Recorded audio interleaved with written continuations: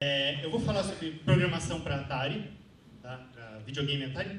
Antes de tudo, uma pergunta. Quantos de vocês aqui já jogaram Atari na vida? Que é livre, né? Porque pode ser que eu já sou muito tiozão para isso. Né? E o que acontece? A proposta dessa palestra é a seguinte: eu poderia vir aqui falar um pouquinho sobre como que era desenvolver esse tipo de plataforma, eu andei fazendo algumas experiências aí, mas como a gente viu em todas as palestras aqui, o que o pessoal quer ver hoje é código. Então, correndo o risco de sobrecarregar um pouco, nós vamos ver código hoje. O que nós vamos escrever hoje é um Hello World.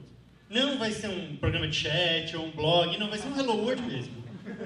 E o trabalho que vai dar para escrever esse Hello World, eu espero que ajude vocês a perceber que, por um lado, dá para escrever coisas para Atari, por outro, respeito para os caras que fizeram coisas como o Enduro, o River Raid, né, coisas mais fortes com Hello World. Tá? Está funcionando? Funcionou. Tá? Como eu falei, eu não vou fazer grandes delongas para a apresentação. Tá? Eu sou o Chester, eu desenvolvo software aí há coisa de 2 décadas. Sou matemático pela USP, pelo IME. Já trabalhei em algumas empresas como Contador, IG, tive minha própria empresa de desenvolvimento multimídia. Já desenvolvi jogos para celular e até jogo de tabuleiro mesmo.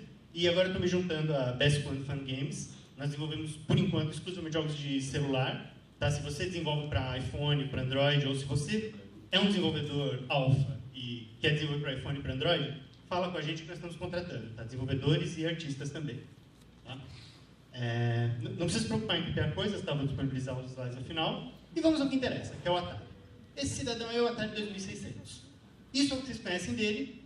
Para poder entender como ele realmente funciona, para a gente poder programar em cima dele, a gente vai ter que ver o seguinte: ele tem um monte de jogos, tá? Não vou entrar muito em detalhe disso, mas até para vocês entenderem por que eu estou enrolando tanto, se você olhar os jogos que o Atari tem algumas coisas que ficam muito difíceis de entender sobre o Atari. A primeira coisa é, qual é a verdadeira resolução do Atari? Você vê que você tem jogos completamente blocados, você tem jogos com mais detalhes, como River Raid, tem jogos que misturam as duas coisas, tá? Você tem um cenário blocado com personagens detalhados, tem jogo que é tudo reto, tem jogo que é tudo curvo. As cores, o uso das cores no Atari é uma coisa meio misteriosa, tem jogos que abusam das cores, tem jogos que são quase monocromáticos. Né? Por que os jogos do Atari têm essa direção de arte tão bizarra? Né? Para a gente entender sobre isso, a gente vai olhar um pouquinho para dentro do Atari. Tá? O Atari é um circuito relativamente simples, tá? Essa placa é do Atari Junior, mas a do Atari normal, que quase todo mundo conhece, é praticamente idêntica. E tirando a lógica alternativa, tá? Circuitos de televisão, circuito de conversão de força, o Atari são essencialmente 3 chips. Tá? Nós vamos ter que entender bem o funcionamento deles para poder programar para Atari. Mesmo um Hello World simples como que a gente vai fazer. O chip mais importante, ou pelo menos o primeiro chip que a gente vai olhar, é o CPU. Tá? Ele é um 6507, vocês vão ver com muito mais detalhe aqui para frente. E eu já vou começar renomeando ele. Tá? Nós vamos chamar ele de 6502. Por quê? 6502 e 6507 são chips idênticos do ponto de vista de software. Tá? Mas você vai encontrar muito mais informação na internet sobre o 6502. Ele foi o processador do Apple II, ele foi o processador Commodore 64, Nintendinho, tem sistema embarcado que eu uso até hoje. Então, eu vou usar o nome 6502 com uma certa liberalidade. O segundo, e não menos importante, chip é o TIA, é o chip de vídeo do Atari. Tá? Esse cara é o grande responsável pelas dificuldades que a gente vai ter e também pelas facilidades que a gente vai conseguir programar depois que aprender a driblar ele. E o terceiro chip, eles chamaram de Riot, porque ele faz todo o resto. Tá? Ele é responsável por fornecer RAM para o Atari, por fornecer circuitos de I/O e por fornecer timers, né? daí a sigla. Se você entender como funcionam esses 3 caras, você vai conseguir fazer o seu próprio joguinho de Atari. Né? Enfim, qualquer plataforma que você for estudar, você tradicionalmente começa estudando o sistema operacional, as bibliotecas, mas o Atari não tem nada disso, não tem sistema operacional. Todo software que vai rodar é o software que você forneceu com o cartucho do seu jogo. Então, o que a gente vai estudar do Atari mesmo, para saber o que a gente pode fazer, é o mapa da memória, ou seja, como que a memória é organizada. Essencialmente, se vocês virem aqui, você tem uma parte que é dedicada a conversar com o TIA, né, o chip de vídeo, uma parte que é dedicada a conversar com a RAM, uma parte que é dedicada a conversar com os circuitos de entrada e saída, que vão te ajudar a ler o que os joysticks estão fazendo, esse tipo de coisa. E, finalmente, a parte do cartucho. Se você olhar para a parte do cartucho, você vai ver que a faixa de endereços que ele usa já revela a primeira grande dificuldade que você vai ter programando para Atari, que é o fato de que você só tem até 4 KB, se você não usar nenhum sistema de bank switching, para programar um jogo. Então, toda a lógica do teu jogo, todos os gráficos, tudo que você empacotar no cartucho, vai ter que caber em míseros 4K. Então, já acabou a nossa ideia de usar qualquer linguagem compilada, né? Não tem como. Acabou a nossa ideia de ter animações feitas, sei lá, fazer um filminho, não tem como. Na verdade, texto é uma coisa complicada, porque o preço em 4K, porque vocês vão ver mais pra frente que ele não tem muito geração de caracteres. Mas esse não é o seu maior problema, não. Tá? Um dos seus maiores problemas é o fato de que você só tem 128 bytes de RAM, ou seja, 1/8 de K. Todos o placar do seu jogo, quem pegou o que está onde, o que o cara já fez, a fase que ele está atualmente, tudo isso você vai ter que encaixar em 128 bytes. Tá? Mas esse ainda não é o seu maior problema.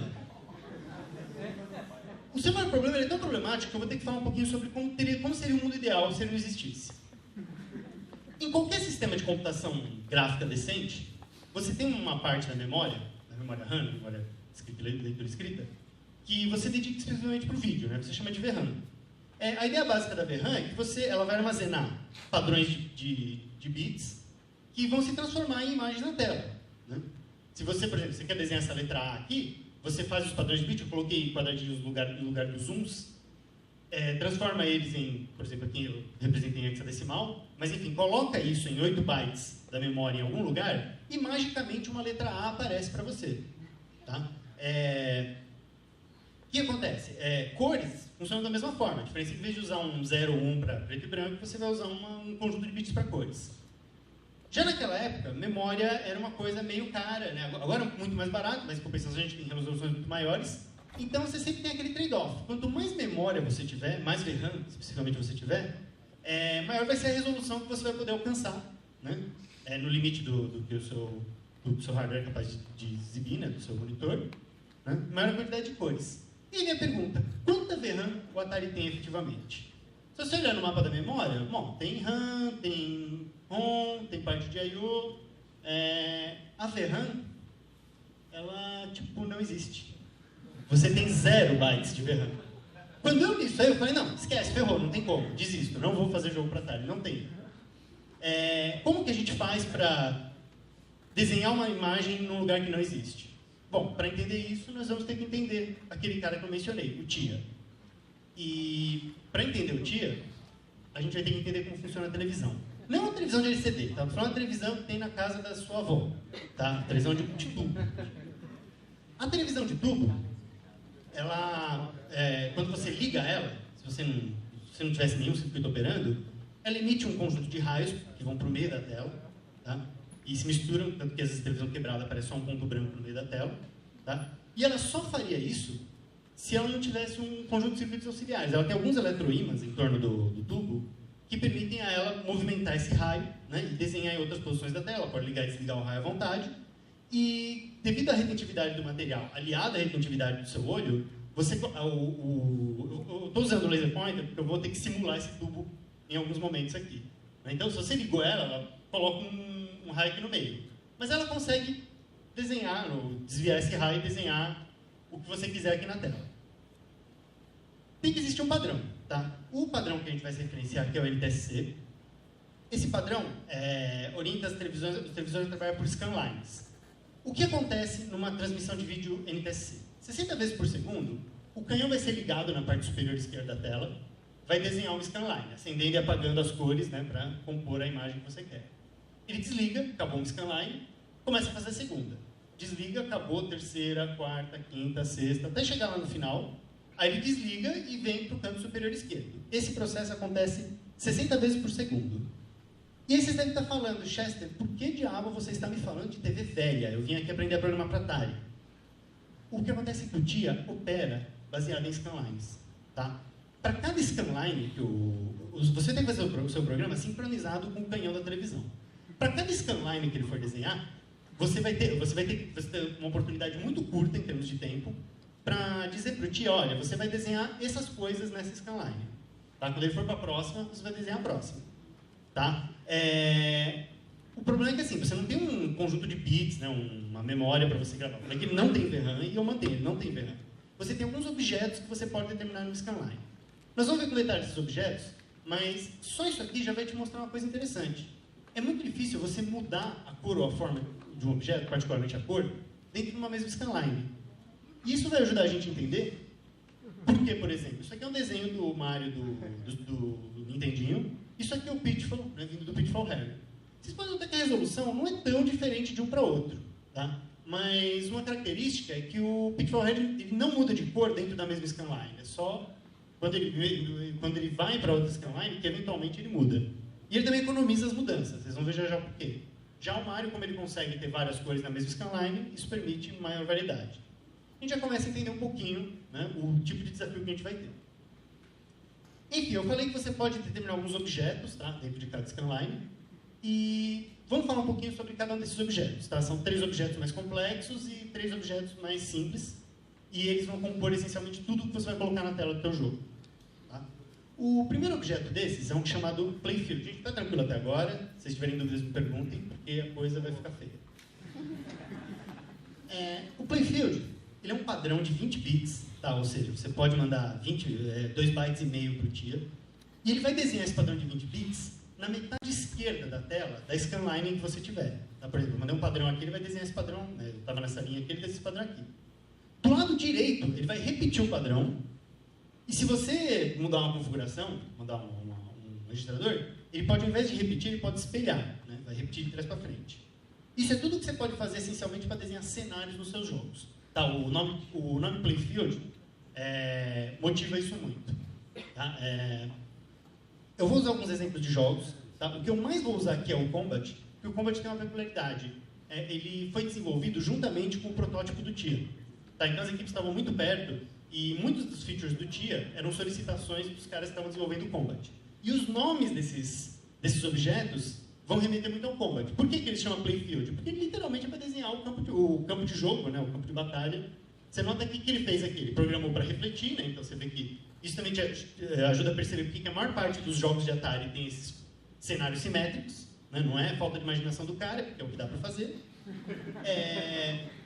Por exemplo, ele setou um padrão aqui com todos os bits preenchidos, mandou refletir aqui, deixou esse padrão ligado por umas 4 linhas. Esse é um truque legal. Quando você seta um padrão, se você não fala nada, ele vai continuar dizendo aquele padrão em todas as linhas. Né? Aqui ele só muda de cada 4 em 4 linhas para esses padrões que compõem o labirinto, vamos dizer assim, do Combat. Né? É um uso mais tradicional do Playfield. Um uso mais criativo que está no Adventure. Não sei se muitos de vocês já jogaram Adventure. Ele não só usa o Playfield para desenhar os limites do cenário, mas alguns elementos. Por exemplo, ele desenhou o castelo, né, com exceção desse portão, usando o Playfield. Tá, ele vai fazer isso ao longo de várias outras telas. E o Pitfall é um caso muito interessante. O Pitfall, a gente vai voltar muito a ele. Ele usa o Playfield. Além dos lugares óbvios, aqui onde ele usa para desenhar esse chão aqui, o chão aqui de baixo, ele usa para desenhar a parte de cima aqui da copa das árvores. Ele alterna entre 2 cores para poder desenhar essa... Se você notar, cada uma dessas linhas aqui é um conjunto de pixels gordos, né? Porque com 20 bits aqui, é óbvio que quase não dá para chamar de pixel isso, né? Porque é muito largo. Mas as grandes sacadas dele, por exemplo, além de usar para desenhar a copa, ele usa para desenhar os troncos das árvores, né? Nota que você toma a cor de fundo e a cor de frente com a cor da árvore. E ele usa para desenhar o laguinho também. Tá? Nota que isso aqui é um que ele desligou, ele pôs um monte de zeros e um monte de uns, refletindo um monte de uns e um monte de zeros aqui no meio da tela. Tá? Então, esse tipo de truque é muito comum. Truques que os caras vão usar para poder desenhar cenários mais avançados de jogos e às vezes até elementos de jogo. Então não se deixe levar pelo nome Playfield, porque um elemento do jogo pode ser desenhado por ele também. Donkey Kong é um cara que também usa o Playfield com bastante criatividade. Aqui é a segunda fase, tá? Além de... Tá dando para ver aí? Deve estar dando. Além de ele usar para desenhar o lugar onde você pisa, ele usa para desenhar as escadinhas, né? E usa para desenhar essas vidas aqui. Tá? Note que não tem nenhuma obrigatoriedade de você usar o Playfield como fundo mesmo. O que ele fez aqui, ele não muda a cor em nenhum momento. Né? Nos 3 casos, ele não muda a cor em nenhum momento. Você poderia mudar de uma scanline para outra, mas isso gasta tempo precioso, tal. A gente vai ver que o tempo é bem curto. E mantendo tudo na mesma cor, você economiza alguns ciclos interessantes. Tá? A configuração do Playfield, não precisa se preocupar em memorizar mais isso, é só para vocês perceberem como que a gente conversa com como tira. Ela é feita, como eu falei, eram 20 bits, né? Então são 2,5 bytes. A ordem de leitura deles é meio convulsa, né? Porque esse aqui eu começo por aqui, esse eu vou para o outro lado e esse eu volto por aqui. Tá? Mas, enfim, por quê? Porque era o jeito que os caras fizeram para ficar mais fácil de implementar no hardware. Eu fiz uma simulação aqui é a scanline que esses registradores vão desenhar. Por exemplo, se eu setar aqui né, ele colocou um pixel aqui, repetiu esse pixel do outro lado. Se eu continuar acrescentando pixels aqui, 2 pixels, 3 pixels, olha, vai repetir, 3 pixels, 3 pixels. Coloquei 8 pixels aqui, desenhou um padrão de 8, né, daqui até aqui. Aí eu completei com algumas uns 10 pixels, alguns espaços em branco e algumas alternadas. 10 pixels, umas alternadas e um espaço em branco. 10 pixels, alternados, espaço em branco, repetido aqui. Se eu setei o reflect para 1, ele vai refletir esse padrão aqui do outro lado ao invés de copiar. E esse padrão que eu desenhei aqui embaixo é exatamente o padrão usado no Adventure nas primeiras linhas dele. Tá? Então é exatamente isso que você vai fazer só para desenhar o fundo do jogo. Tá? Mas enfim, o jogo não é só cenário. Né? O jogo precisa de alguma coisa reconhecível. E para isso os caras colocaram 2 gráficos, que são os players. Cada um deles é um padrão de 8 bits. Tá? E eles vão virar, né? Os 1 e 0 vão virar pixels ou não. Nesse caso, os pixels são de resolução menorzinha mesmo, porque o player pode ser posicionado em qualquer ponto arbitrariamente aqui. Então, por exemplo, poderia ter um player aqui e outro player aqui dentro da mesma scanline. Tá? Fica mais claro se eu mostrar aqui. Por exemplo, no Combat, de novo ele influenciou o nome, né? Os players são usados para você ter os 2 jogadores aqui. O que ele fez aqui? Começou a desenhar as scanlines, ele desligou os 2 players, que ele não estava usando. Quando ele chega nessa scanline aqui, fala, bom, preciso começar a desenhar esse player. Então ele seta esse padrão de bits, se não setou a cor, já seta, né? E desenha essa scanline. Desenha a outra. Quando ele chega mais ou menos na terceira, é a hora de desenhar esse cara aqui também. Ele continua setando o padrão desse cara e seta o padrão desse cara aqui. Né? Até concluir eles, quando ele limpa os padrões e vai desenhando até o final. Você tem que controlar cada um desses pontinhos. Né? De novo, no Donkey Kong tivemos um pouco mais de criatividade, porque além de usar o player para desenhar o Mario em si, eles também usaram para desenhar o que eles chamam de Firefoxes, né? Que eram os barris na primeira fase. Note que, espertamente, ele nunca coloca mais de um inimigo no mesmo espaço horizontal, porque você só pode ter 2 desenhos, você e o barril ou o Firefox. E você nunca chega aqui em cima. Por quê? Porque aqui em cima ele está usando os players para desenhar os elementos de cenário, a mocinha e essa coisa que deveria ter sido o Donkey Kong. Né? E, aliás, tem uma coisa interessante você observar essa coisa aqui, porque ela é bem mais larga, né, do que os outros personagens. Porque, para dar uma mãozinha, o pessoal do hardware implementou uma possibilidade de você poder esticar o desenho do player, né, e multiplicar ele, ou até inverter. Dá para fazer todas essas coisas aqui, né, através desses registradores no size, né, number size. Se você, por exemplo, se você deixa ele zerado, o desenho que vai ser feito, eu fiz um desenho com várias scanlines, mas é por scanline isso. Né? O desenho começa com o caminhãozinho aqui. Se eu mudo a configuração, ele pode virar 2 caminhõezinhos, 3 caminhõezinhos, ou 2 caminhãozinhos com espaço, ou 2 caminhãozinhos bem espaçados, ou um caminhãozinho com o dobro e um caminhãozinho com o quádruplo do tempo. Tá? Parece arbitrário isso, mas se você pensar em microeletrônica, tudo isso são truques fáceis de implementar. Tá? Para você desenhar uma coisa com o dobro do tamanho, é só você ler na metade do tempo. Da mesma forma, tem um registro que permite inversão. Para inverter também é só ler o byte de trás para frente. Né? Então, tudo na Atari é orientado ao que era mais fácil de implementar na eletrônica. No size é usado, como eu falei, aqui no Donkey Kong, para ele ficar um pouquinho mais gordinho. O Combat, ele tinha um modo de combate aéreo, que provavelmente foi quando os caras solicitaram isso, que abusava desse recurso. Você podia lutar 1 contra 1 avião, ou 2 contra 2, ou até 3 contra o grande avião. Acho que chamava porta-aviões no manual. Ou sei lá como é que era. O fato é o seguinte, o cara não teve que mudar quase nada no programa dele, se é que ele mudou alguma coisa. Ele só tem que setar os registradores e deixar o hardware desenhar diferente. Então, os bons jogos usam muito desse recurso. Tá? O Pitfall, de novo, inovou. Onde que ele está usando recurso? Para desenhar os jacarés. Ele desenha 1 e o hardware repete 2 para ele. Tá? Desenhar com 8 bits exige criatividade. Tá? Eu botei um fundo preto para ficar menos injusto. Agora eu estou comparando o Mario com o Mario. Tá? Note que o Mario do Atari é bem mais pobrinho que o Mario do Nintendo. Né? Mas o cara ainda teve umas sacadas, por exemplo, pôr um buraco aqui para fazer o olhinho dele. Né? Tem um detalhe, por exemplo, a bota dele era azul, só que aqui não dava para desenhar azul, porque você não pode mudar a cor dentro da mesma scanline. Então a bota dele fica vermelha quando ele levanta o pé. É triste, né? Tipo, mas enfim. Tá? E finalmente, a gente, além dos jogadores, de novo, né, o Combat precisava e outros jogos precisavam de projéteis. Então os caras criaram 3 gráficos de uso geral, que são essencialmente, cada um deles é um pixel, que você também pode posicionar arbitrariamente na scanline, né, e pode esticar ele. Então ele pode ser um pixel ou um risquinho com 2, 4, 8 vezes o tamanho do pixel. Só que esses caras você não pode dar cores específicas para eles. Dentro de uma mesma scanline, o míssel 0 e o míssel 1 vai ter a mesma cor do player 0 e o player 1. E a ball vai ter a mesma cor do playfield. Né? E isso vai ter algumas consequências, por exemplo, novamente para o Combat, era maravilhoso, porque o teu míssil tem a cor do teu jogador. O cara não tem que mexer nas registros de cor nunca e tudo fica bonito. Né? Já no Adventure, o Robert foi um pouco mais criativo e usou o ball para representar o jogador. Por que ele não usou um player? Porque o player já estava usando para desenhar os dragões, para desenhar os elementos que ele pega. O que sobrou foi o ball. Então ele usa o ball para isso, né? Ele dá uma esticadinha e ele desenha várias scanlines para parecer um quadrado. Né? Esse é o cavaleiro. E isso gera um efeito interessante. Você fica sempre da cor do cenário. Se você vai para o labirinto azul, você fica azul.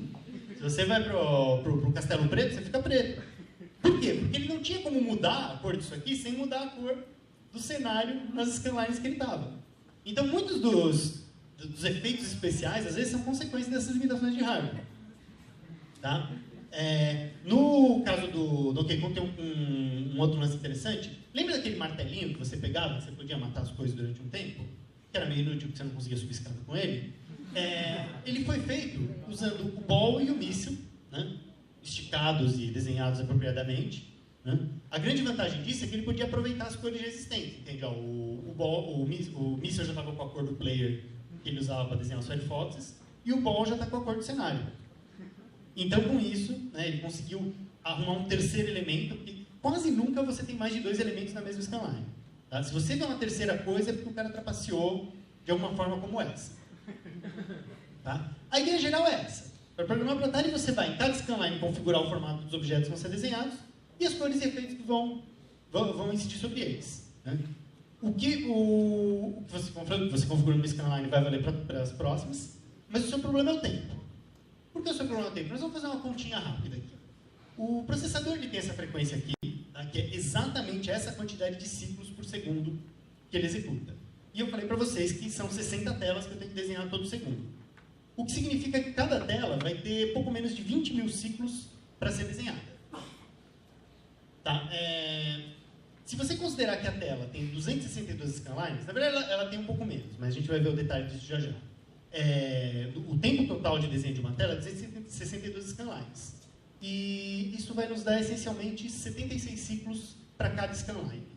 Então isso significa que você tem esses 76 ciclos para dizer o que o canhão vai fazer. Só que na verdade você não tem 76. Quando chegou no final 76, o canhão já está aqui, já foi embora. Né? E se o canhão está aqui, não adianta você querer mudar uma coisa que estava aqui. Né? Você tem bem menos do que isso para configurar.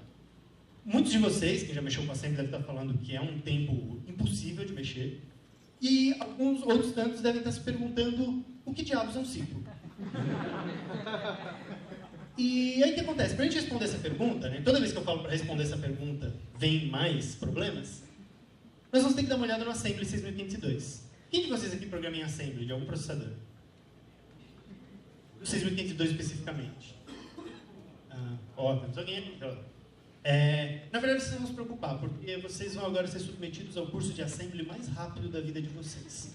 Tempo. Esse é o 6502, tá? Ou pelo menos é a representação física dele. O que importa pra gente é a representação em blocos dele, que já vai nos revelar algumas coisas. O 6502, ele se comunica com a memória usando 16 bits, por isso que ele só consegue ir endereço 0000 até FFFF, e ele lê e grava dados na memória usando um bus de 8 bits, por isso é chamado de processador de 8 bits. Em resumo, o 6502, particularmente no Atari, é uma maquininha de moer instruções. Ele vai lendo instruções que vão estar na ROM, e essas instruções vão ser sempre... não foge de 3 categorias. De 3 ou 4 categorias. Lê alguma coisa que está na memória, jogar alguma coisa e guardar em registradores internos, jogar alguma coisa que tem registrador interno na memória, ou moer o que está dentro dos registradores. É só o que ele faz.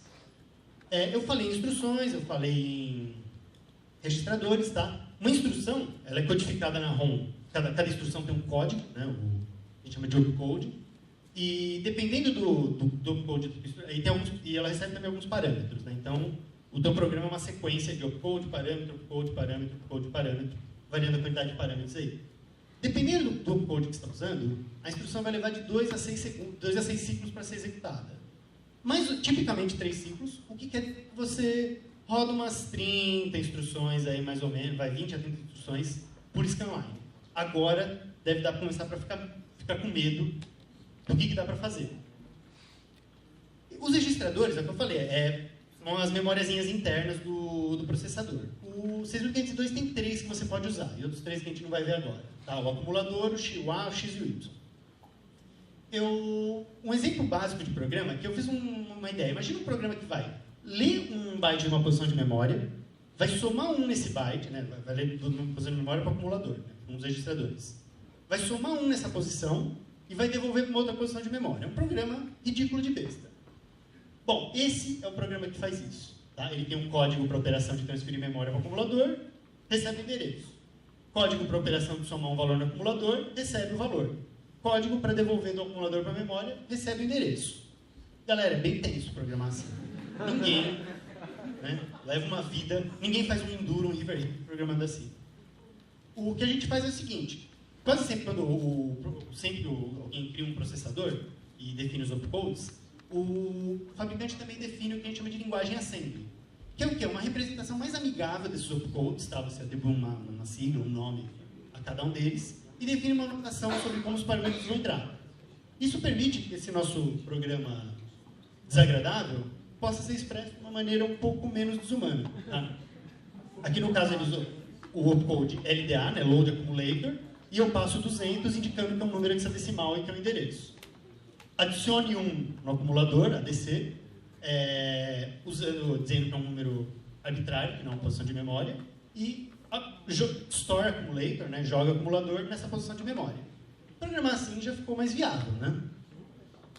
E o único problema é que a Atari não entende isso. Né? Mas aí a gente vai usar um assembler, que é um programa que vai ler um arquivo texto com esse nosso código, vamos chamar assim de código-fonte, e vai montar esse programa em linguagem assembly em um arquivo de binário que a gente vai colocar no nosso cartucho para rodar no videogame. Você vai falar, Chester, isso é um compilador, né? Mais ou menos. Um compilador, academicamente falando, é um programa que traduz de uma linguagem para outra e o programa traduzido só se preocupa com a linguagem original. Aqui nós vamos estar preocupando com a outra o tempo todo. O que a gente quer gerar é binário. Isso aqui é só um apoio. Tá? Mas o assembler que a gente vai usar é o DASM. Tá? O DASM ele é um macroassembler, ou seja, ele permite que a gente dê umas diretivas para facilitar a vida. Tá? Tipo, falar para ele, por exemplo, eu não preciso ficar contando os bytes quando eu quero fazer um salto, né, para saber exatamente o endereço. Eu boto um labelzinho ali, na hora de montar ele descobre qual é o endereço e substitui para mim. Esse tipo de coisa. Ele tem headers tratari, né, de forma que eu posso me referir àqueles registradores todos pelo nome. Ele é multiplataforma e ele é livre e é por isso que a gente vai usar ele para brincar.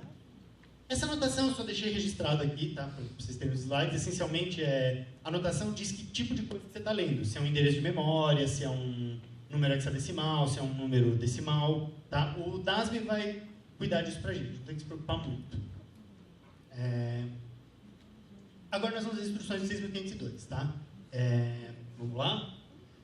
Muito rapidamente, como eu falei, você pode transferir dados entre os registradores e a memória, e entre eles também. Tá? Esse é o primeiro grupo. Você pode somar ou subtrair números no acumulador e pode incrementar ou decrementar posições de memória ou alguns registradores. Você pode mascar bits, você pode fazer operações de AND, OR ou OR exclusivo e pode deslocar os bits do acumulador para a esquerda ou para a direita. O que é útil, porque isso significa multiplicar ou dividir por 2. A gente vai usar isso no nosso calor. Tá? Obviamente, né, que o programa não é sequencial, mas tem que ter uma lógica. Então você pode executar comparações entre os registradores e posições de memória ou valores arbitrários. Essa comparação, no fundo, é uma subtração. Tá? E dependendo dos resultados que a subtração gerar, por exemplo, se ela gerar um 0, é porque os valores eram iguais. Né? Se ela gera uma flag de estouro, é porque um era maior que o outro. Você pode desviar se as flags relacionadas a esses valores foram setados ou não. Tá? Essencialmente, é o if e o desvio.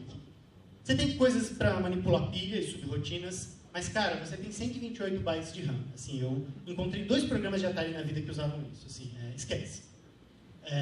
E todo o resto, tá? Tem instrução que só serve para ocupar tempo, que é útil quando você tem que contar ciclos. Você tem saldos diretos, você pode manipular os flags. Esses 2 aqui não fazem muito sentido para Atari. E para dentro vocês já sabem a SAML 6502. Tá? Dúvidas? A dúvida maior é como é que eu vou juntar todos esses pedaços, né? E nós vamos juntar esses pedaços agora. Vamos falar do Hello World. Tá? No mundo ideal, eu adoraria escrever uma frase na tela mesmo, do jeito que a gente gosta de ler. Só que vocês já viram que quanto mais pixels eu tiver para manipular numa scanline, maior vai ser o tamanho da encrenca na minha vida. Né? Então nós vamos fazer um pouquinho diferente. Nós vamos escrever a frase na vertical.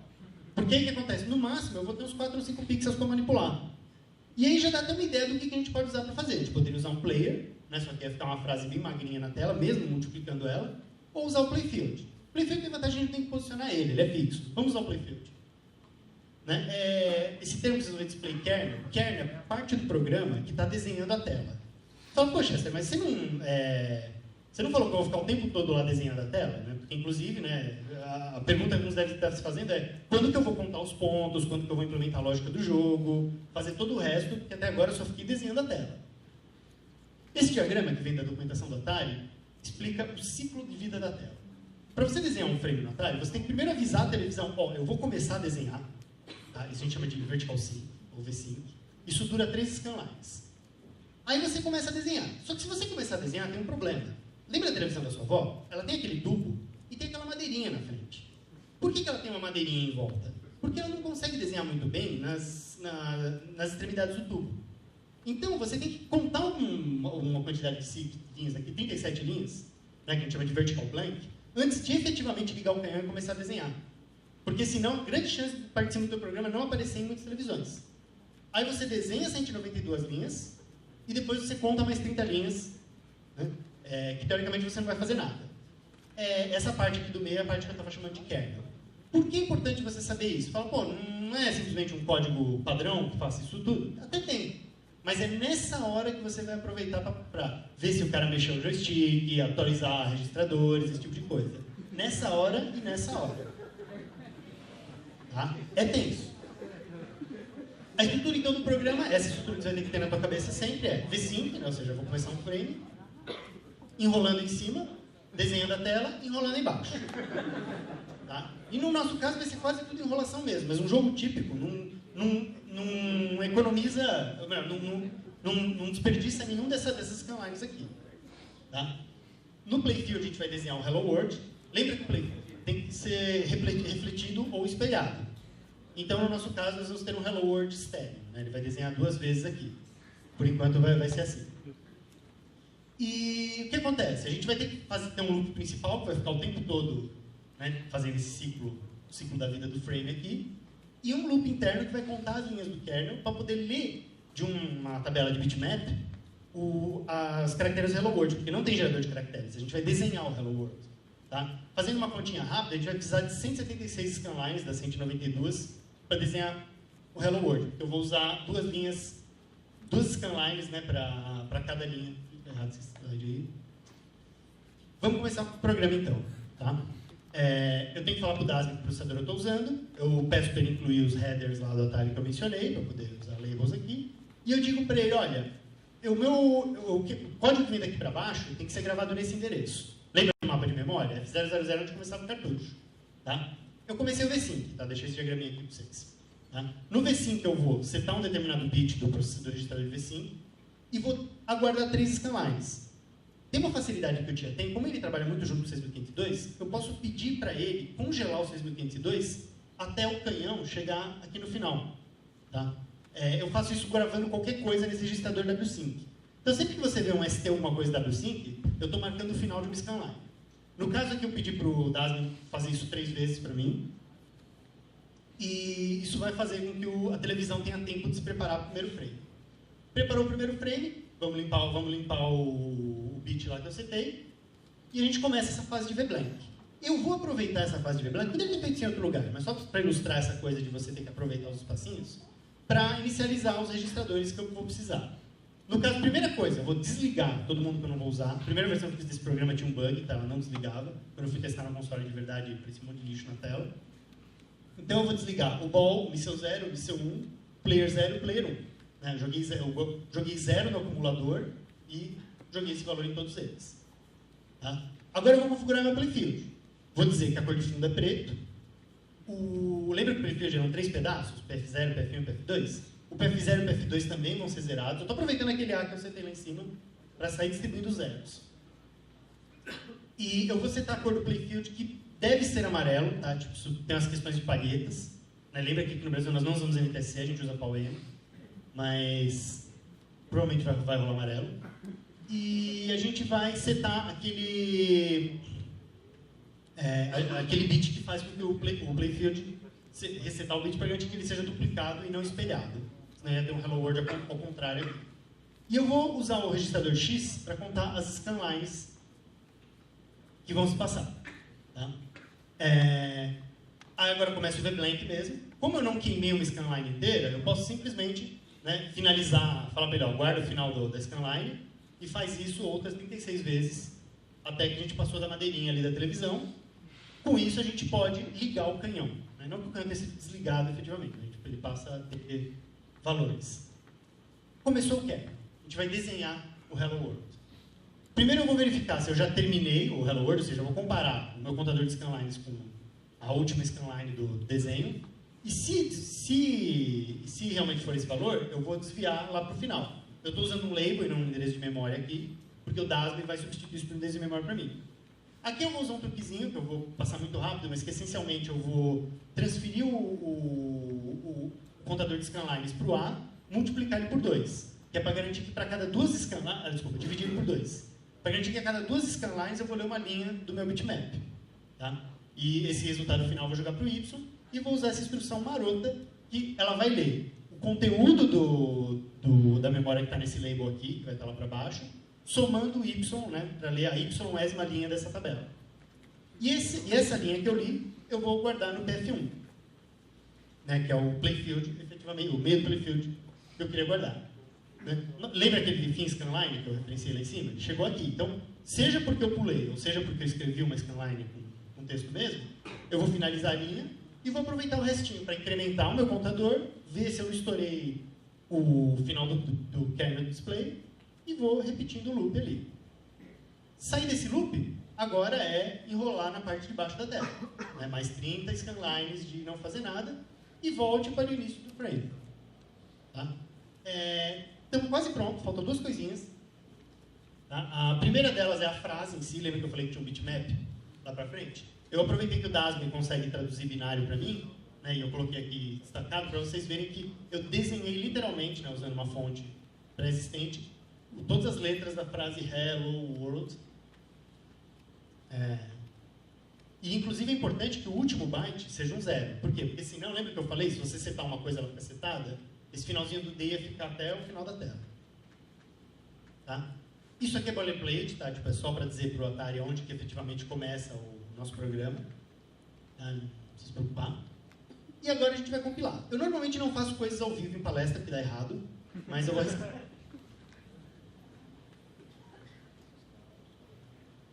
Vocês conseguem me ouvir? Sim. Então, aqui eu tenho Não estou enxergando. Tá, eu tenho aqui o meu programa, o hello.asm. Eu vou compilar ele. Eu vou compilar ele aqui. Eu vou chamar o DASM para um diretório. Eu vou falar que eu quero compilar o hello.asm. Vai vir tudo ferrando aí, galera. Eu vou dizer que o meu arquivo de saída é o hello.bin. Não tem espaço mesmo, esse mesmo. E eu vou passar um parâmetro para o DASM, 3, e diz para ele que o formato que eu quero é o formato de cartucho de Atari. Tá, vamos ver se funcionou. ls-lah. Obrigado. Aparentemente funcionou, porque a gente tem um binário de 4K. Agora, será que esse jogo roda? O que nós vamos fazer aqui?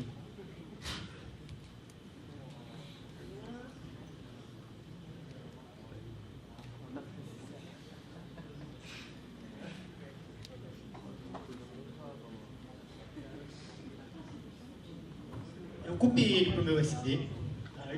Vocês falam, Chester, por que você está preocupado em copiar ele para o seu SD card? Eu preciso ajeitar ele, não sei como fazer isso na linha de comando. Muita calma, a gente vai aqui. Para descobrir o nome do device é mais rápido, simplesmente vir aqui e ajeitar por aqui.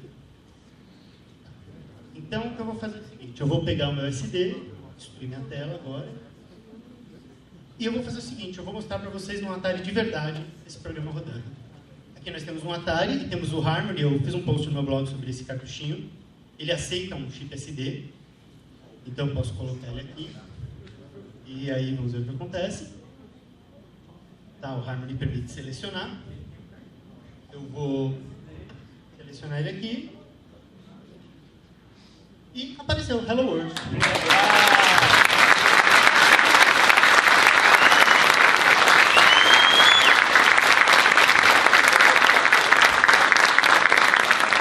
Trabalho, né? E vocês não precisam ter esse hardware todo, vocês podem usar o Stella para fazer esse tipo de coisa. Tá?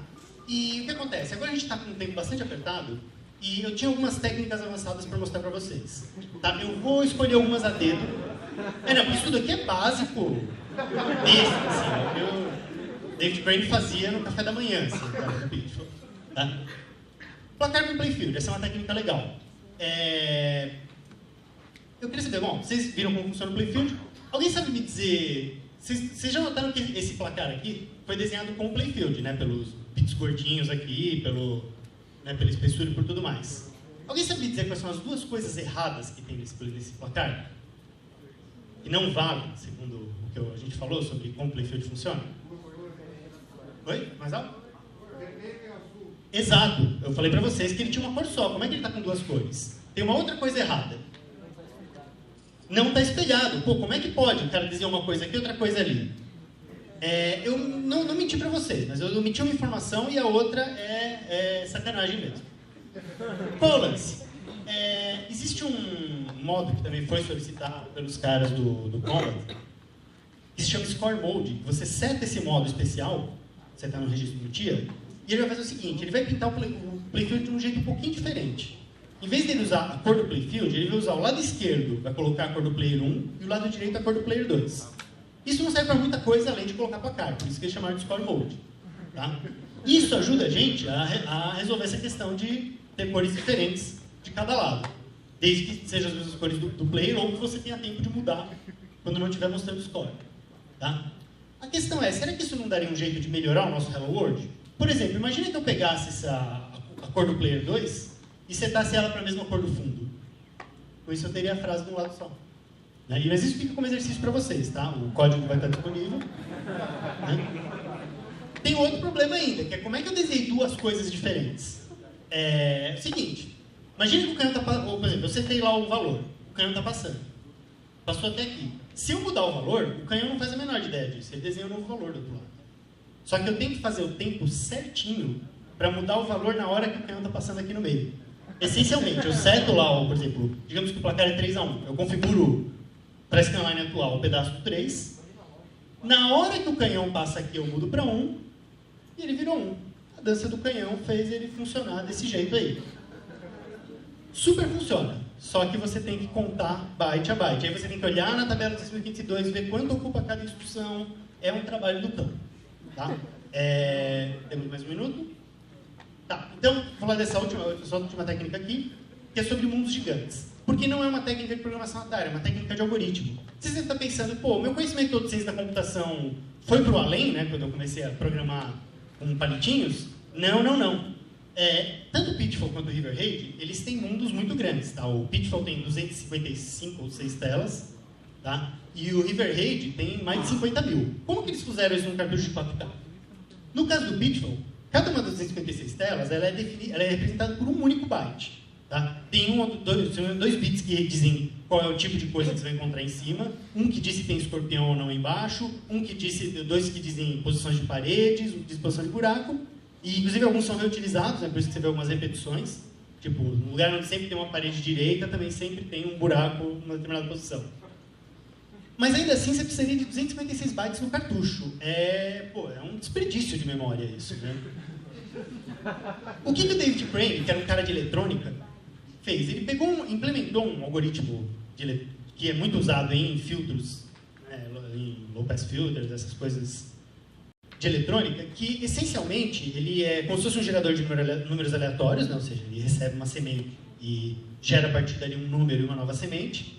Só que ele é bidirecional, ou seja, ele consegue, dado o número e a próxima semente, gerar a semente anterior. Por que ele precisa disso? O que ele quer é uma sequência de números aleatórios, e os números também se repetem muito pouco. Tá? E dão a volta, que é o mais interessante, porque lembra que no Pitfall você pode dar a volta. Então o que acontece? Ao invés dele ter uma tabela de números, ele implementou um gerador de números pseudo-aleatórios que era navegável para os dois lados. E ele conseguiu fazer essa implementação em míseros 50 bytes. Com isso ele economizou os 201 bytes que seria da tabela toda. Tá? No caso do River Raid, a programador, que era uma programadora, Carol Shaw, se não me engano o nome dela, ela usou um gerador de 16 bits. Tá? E o que acontece? Ela fez alguns ajustes para o jogo começar mais fácil, mas a parte interessante é que vocês lembram que era um caminho gigante, que era sempre o mesmo, então ela começa sempre com a mesma semente, e toda vez que você dá um tiro numa ponte, ela guarda o valor atual da semente. Por quê? Porque se você morrer dali para frente, você começa daquela ponte. Tá? Então o que acontece? Às vezes também vale você usar técnicas para escovar bits. Tá? Eu não vou falar sobre posicionamento horizontal, é um lance mais extreme. Né? Mas lembra quando eu falei que você podia posicionar alguma coisa arbitrariamente na tela? Eu menti, não é bem arbitrariamente. Você tem que esperar o canhão passar e na hora que ele passa você fala, põe aqui. Boa sorte tentando fazer animação com isso. Mas tem os truques. Tá? O placar com múltiplos dígitos é uma técnica mais avançada, tá?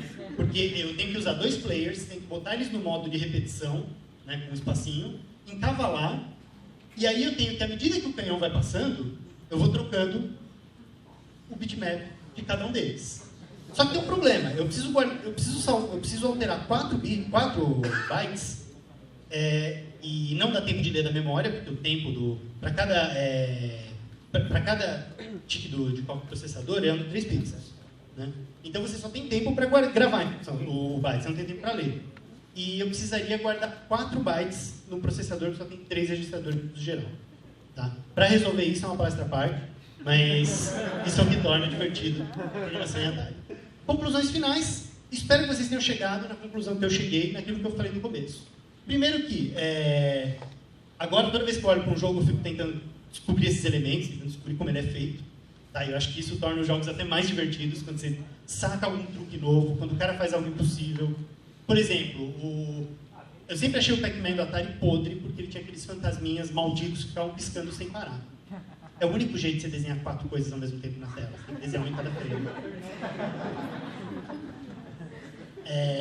A outra coisa que eu queria que vocês concluíssem é que, apesar de ser esse rolo todo, vocês viram que uma hora a gente montou um jogo de Atari. Então é possível sim, né? Tudo bem, um programinha bobo, mas é possível sim, a gente teria que ver coisas que a gente não veio, como contagem de ciclos, som, ler joysticks, mas cara, dá. Né? É útil? Não sei, é divertido? Com certeza. Né? Tem gente fazendo isso, muita gente na internet fazendo. Para saber mais, um monte de links aqui, incluindo o Hello World. Tá? Tem um programa que eu fiz que eu não sei se a gente vai usar pelo tempo hábil, por causa do tempo que ele demora, para fazer sorteio de números. Tá? Esse programa ele já tem som, tem leitura de joysticks. Tá? Vou até mostrar rapidinho. Pô, passei 3 dias fazendo. Deixa eu mostrar.